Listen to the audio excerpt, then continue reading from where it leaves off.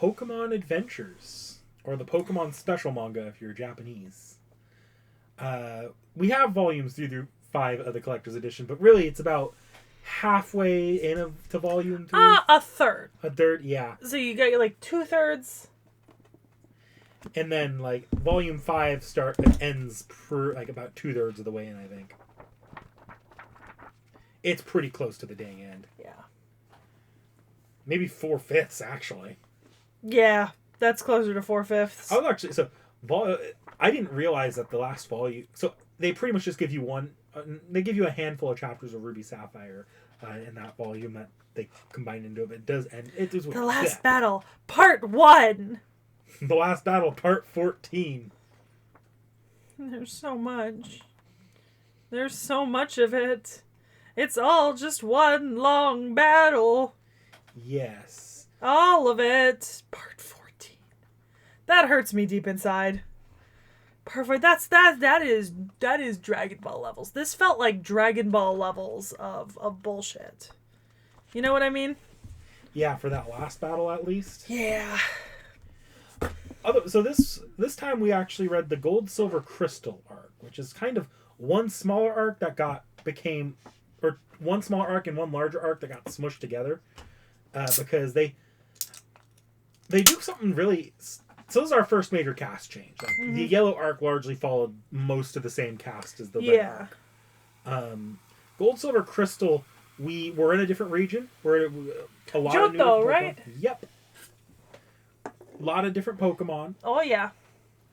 And a lot more lore. Yeah. Which I'm okay with. I like the kind of more lore-heavy sort of stuff, you know? Also, Red Gyarados! Yes. You can have one of those soon. Because I'm special, apparently. Because you're a lucky little bitch, that's why. Because I'm a lucky little bitch. But, so I don't know how much it came across, but Kanto is supposed to be the more modern of the regions in the games. In the games, Johto is supposed to be considered the more traditional of the regions, like the more like distinctly Japanesey. Did that come across at all for you in the manga? A little. I think when I was reading it, I saw a little bit of the difference. I mean, in some ways, like all of Pokemon has like a vaguely futuristic vibe. Yeah. But then it's kind of like spoiled by like especially like for this like chapter 124 or whatever. You look at like the gym leader Chuck in Clamwood Gym, and it's like painted on a wooden sign. It's like a Japanese dojo, basically. Yeah. So I wasn't necessarily seeing it as more primitive, but I did see it as more Japanese culture coded. Traditionally Japanese culture. Yeah, which I was totally okay with. Also, Espeon, which we saw at the beginning. I love me a good evolution. Also, Growlithe. I feel like I saw like a lot of the Pokemon that I know really well and like enjoy came up in this. I saw Cubone, and I mean like more than we saw them before, we saw them. These are the games that were... So the games that this is based on were the games that were remade into Heart Gold, Soul Silver, the one that you played in the car. Okay, so that explains it. So I've got a long and complex and frustrating history with Heart Gold and Soul Silver because when we were in you moved houses in 7th or 8th grade, right? Something like that, yeah. I think it was 7th grade. And I was friends with someone who was friends with you. And so I was dragged along to help you and your family move houses. And when that was happening, we got to a point where y'all were just kind of like sorting out and setting up your stuff. And we were kind of left with nothing to do because we couldn't really help you sort and set up stuff. And I remember, I think it was you were nice enough to give me your copy of... Did you have Heart Gold or Soul Silver? I had Soul Silver, but I think like it's probably like because you played Heart Gold as well. Because I think you borrowed it from multiple people. Yeah. Like in like car trips here and there. Yeah. So you had let me play your Soul Silver because I was bored and I didn't know anything about Pokemon. That was the first time I ever played a Pokemon game. Was Soul Silver, and I remember I really really loved playing it. And so I went looking for it afterwards, and I couldn't remember the name and I couldn't find the exact game. And it was just as I was transitioning out of playing DS games pretty regularly because my DS had like software issues. Like I was having serious charging issues and stuff. Issues I never got fixed, which is why I kind of transitioned out of the DS entirely because once my charging ports ceased working, I didn't have one to play games with. So I kind of forgot about it. But I think a few months later, I borrowed Heart Gold from someone else.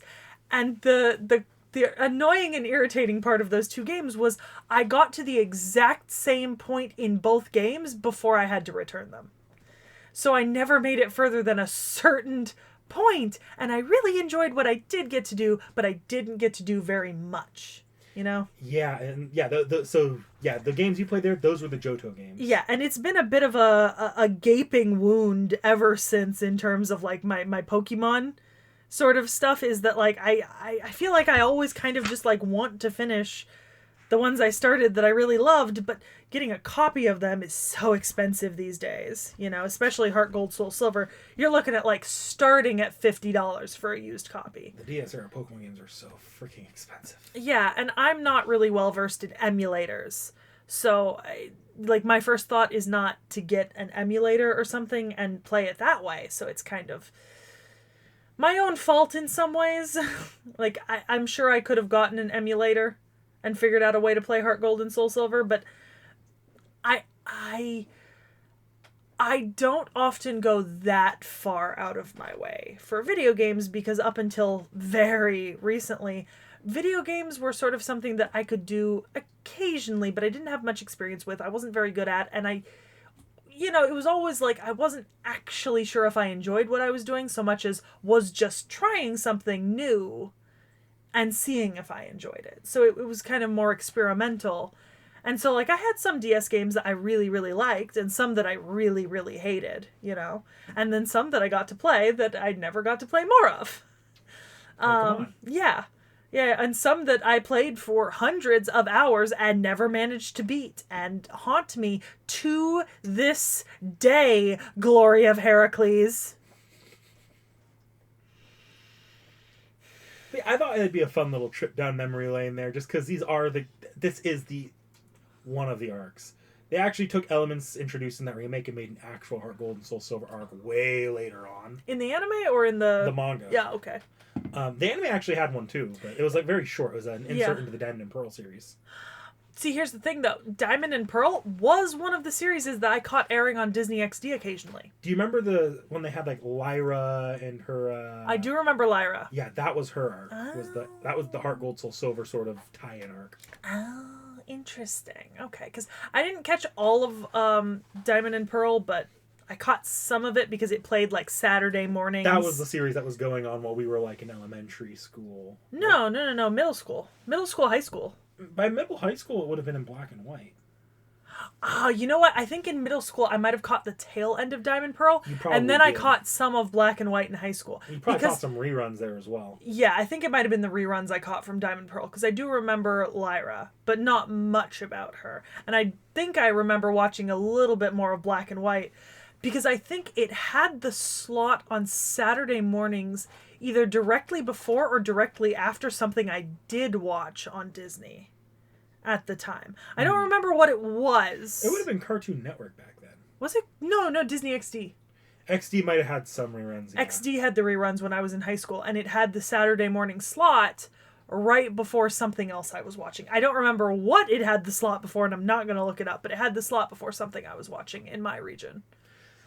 But yeah, so back to the manga. This manga, I'd argue this manga's kind of broken up into 3 distinct parts. Yeah. The first part's kind of this is probably the most directly based off the game, where you have gold. It feels and silver, gamey. Where Silver breaks in and steals a bunch of steals a Pokemon in the Pokedex, and Gold chases him down the region. Yeah. That part is the closest to the original games. That you also, get. the tournaments. Because we get to see the Indigo Plateau Pokemon League tournament. That's the final arc. I know, I like it, though. So, yeah. I was amused in that first arc, personally. The little doodle that Gold provides to the police. It's not good. No. It's terrible. Do better. No, don't. It's an actual plot point, too. I know. I will say... sometimes I forget just looking at this, like the art is at times so much more simplistic than I think it's gonna be. And that's not a bad thing, in my opinion. I think it's actually a really good thing because we do have these more like complex pieces, like right where here there's like an adventure map, right? Got to catch 'em all, Johto region, right? Well, this is a more complex drawing, but it's a very simple manga usually. A lot of the panels have pretty simple, kind of simple art, not a ton of like depth shading and all sorts of stuff. What is there is done really well, and I think it makes it a lot easier to read because of that. Like it's very intuitive in the way that you read it, and you never really struggle to see something or read or understand what's happening. Even though I will say sometimes the talk bubbles are a little predominant. Sometimes there's a little too much talking on a page, and it just seems like you're looking at straight thought bubbles, or speech bubbles. But yeah. That might come down to the fact that we're dealing with a separate writer-artist manga. Whereas, like, a lot of, like, especially in shonen, you do have a lot of manga that are artist and storyteller. Bakuman. Yeah. This is a Bakuman manga. Yeah. I appreciate that, though. Because it gives you've got, like, some pages where, like, this has virtually no, like, word bubbles. But then you'll have pages where there's, like, a lot of word bubbles all over the page, taking up space, and I'm fine with that. There was one section in this manga where there was just like, because they were, I think it was following the Pokemon and not the trainers, you just got no word bubbles. It was all just like drawn action. Yeah, I love that. Oof. Yeah. I do think it's pretty interesting. I do like getting the road maps a lot, because this helps me at least kind of visualize what's happening. Because you've never played the game, so like they say a city and you don't know where that's at. You have to actually consult the world map. Yeah, I have to actually go look at the map to see what's happening and what's up with the world. Especially when the regions change. Like, if I learn the regions for Kanto, well, then I have to relearn it for Johto, Mm-hmm. But I did enjoy it. I thought it was super fun. And I love that we end with, like, this big tournament arc, like the Indigo League. I felt like that was a really fun place to end it. I mean, that's just a staple of Pokemon. End with the Pokemon League. I know, but it's a fun way to end. It is. Like, it's just a good one. And you've got the Jesse and James tryhards. One thing I like about this arc over the Red or Yellow arc is that this arc's a lot more... While you do have your main characters in Gold, Silver, and later Crystal, this arc's a lot more zoomed out. Like, you'll have to spend entire chapters just with some of the side casts. Yeah, which was nice, because I feel like if you're following the same people, Jesus. What? Never mind. So, no, we're not going to talk about it. You want to show me? I don't have to say anything.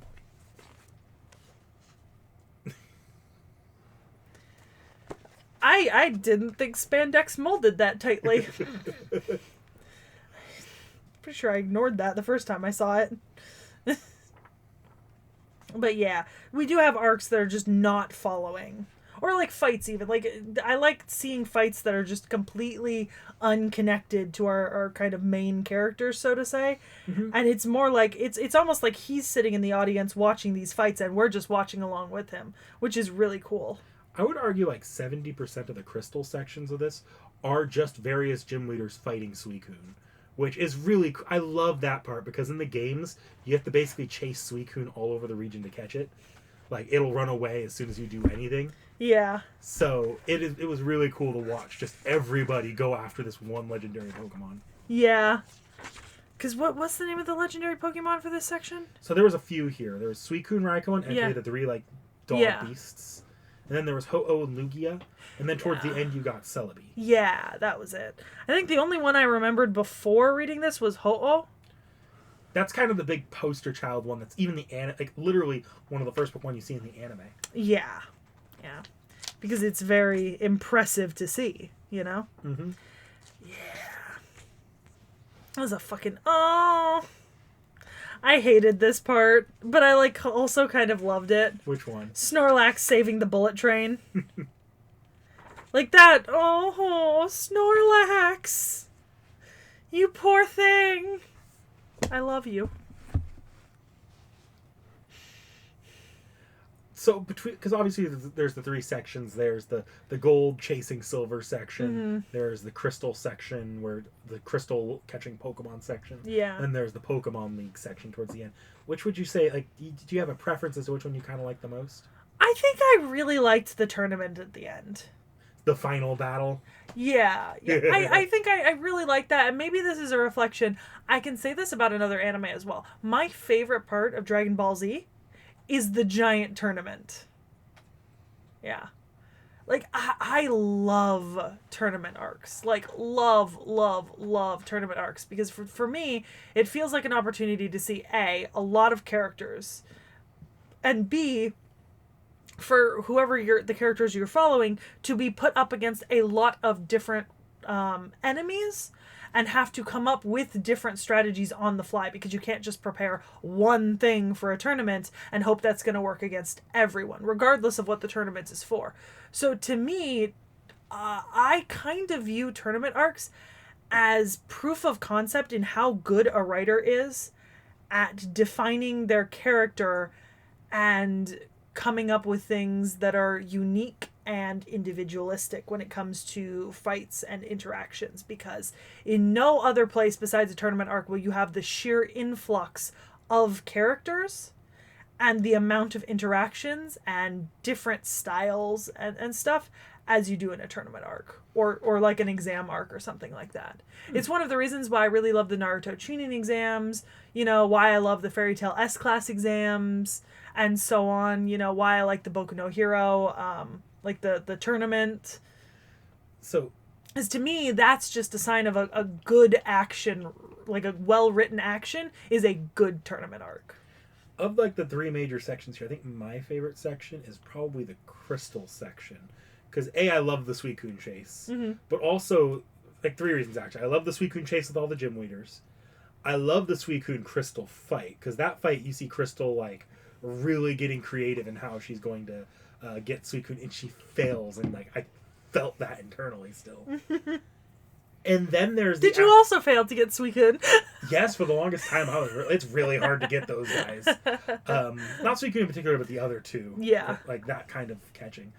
But the one thing that really makes me love that arc is like after that big ass loss against Suicune, when Crystal goes into this slump where she just, this thing she's really good at, she just cannot do anymore. And like, I don't know about you, but I've been there. Like, you just go into this slump. And then I've seen, like, if you watch, like, competitive sports, you watch NBA, you see, like, certain really good players will, like, shooting baskets, threes, consistently.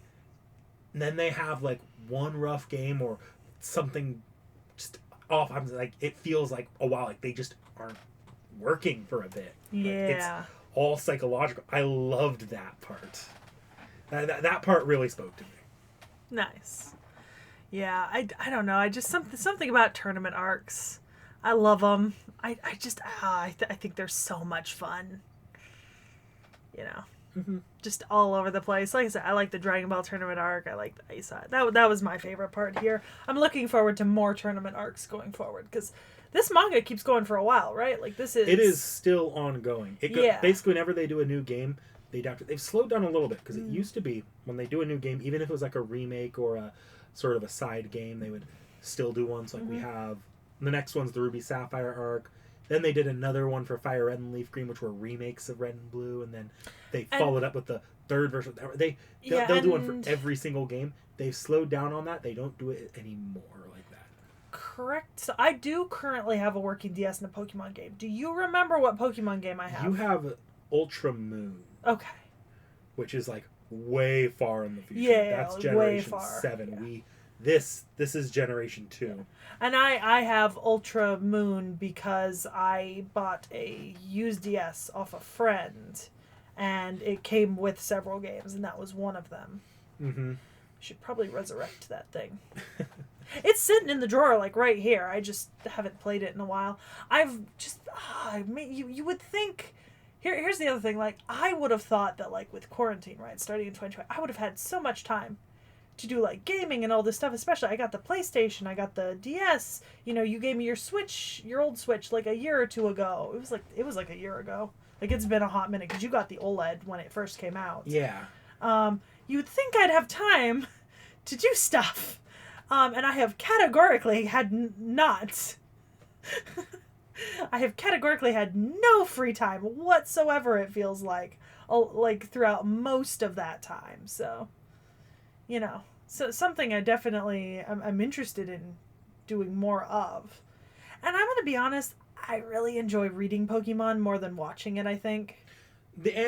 So I think this faces some similar problems to anime where they do have to produce this on a quicker schedule because that's why you have the more simplistic manga But style. I'm fine with that. I like it. It feels streamlined, easy to read. It's a very different type of series than the anime is, though, for sure. Yeah. I kind of like it, though. I mean, here's the thing. I've watched some Pokemon. I've even watched Pokemon that you haven't shown me, Mm-hmm. And I mean, I have a favorite movie and everything, but... What is your favorite movie? Reshiram and Zekrom. And the one where there's two different movies? Yeah, 2 movies, 2 endings. Victini is the other legendary, so it's Reshiram, Zekrom, and Victini. Yeah. Yeah, that's my favorite. Yeah.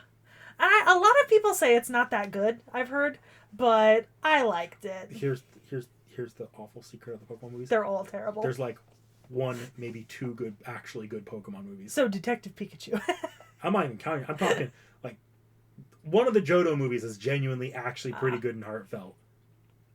The others are usually pretty by the numbers formula. Yeah. And if you've seen one, you've seen most of them.